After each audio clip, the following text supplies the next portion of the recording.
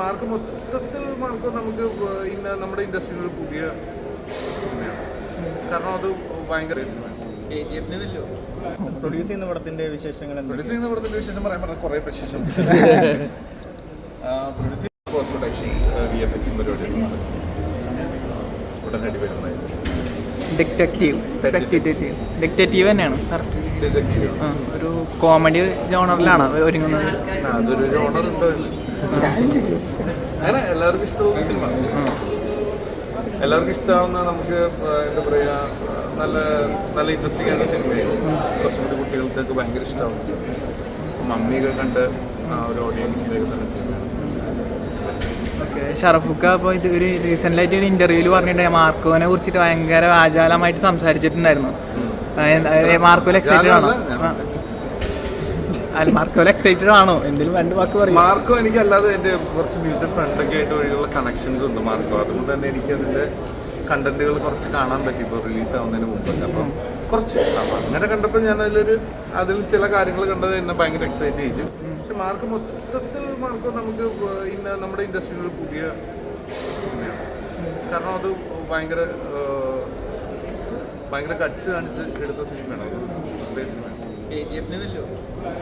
അത് ഞാൻ പറഞ്ഞില്ല, ഞാൻ കുറച്ച് സീനെ കണ്ടിട്ടുള്ളൂ. വെല്ലു എന്നുള്ളത് നോക്കിയില്ല.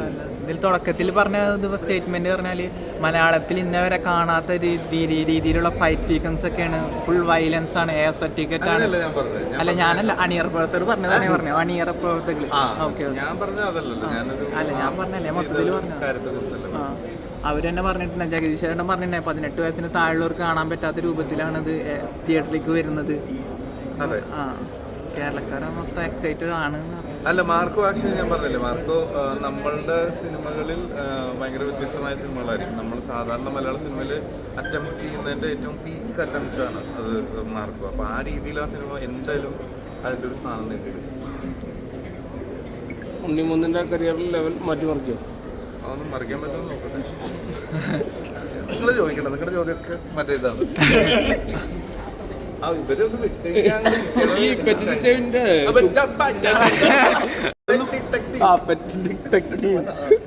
അതിന്റെ ഷൂട്ടിങ് നമ്മുടെ സെന്റ് തെരേസ കോളേജിന്റെ അടുത്ത് വെച്ചിട്ടൊരു ഷൂട്ട് ഉണ്ടായിരുന്നു. അതിന്റെ ആയിരുന്നല്ലേ ഷൂട്ട്? കിടലും സംഭവം പറയണ്ട, സീക്രട്ടായിട്ട് വെക്കാൻ. പുഷ്പ ഉണ്ടോ? പുഷ്പ കണ്ടല്ലോ.